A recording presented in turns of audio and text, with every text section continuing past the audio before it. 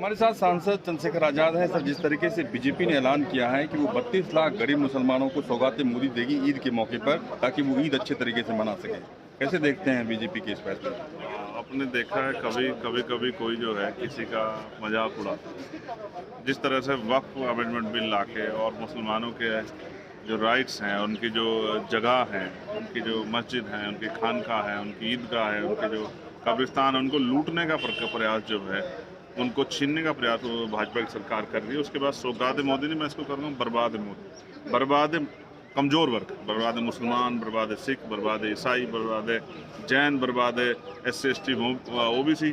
जिस तरह से तमाम तरह से जो इनके हक छीने जा रहे हैं, तो ये बर्बाद तो हो रहा है। इसमें कुछ जो है सौगात जैसा मुझे दिखाई नहीं दे रहा है। और सरकार का एजेंडा है ये कि वो ये दिखाना चाहती है कि भाई हम सबकी चिंता करते हैं, जबकि सब नारा जो सबका साथ सबका विकास, वो झूठा नारा है। वो एक जुमला है, सिर्फ उसके पीछे जो है कमज़ोर वर्गों की बर्बादी लिखी हुई है, यही सच है। बीजेपी का कहना है कि गरीब मुसलमानों तक टॉयलेट पहुंचता है, मकान पहुंचता है।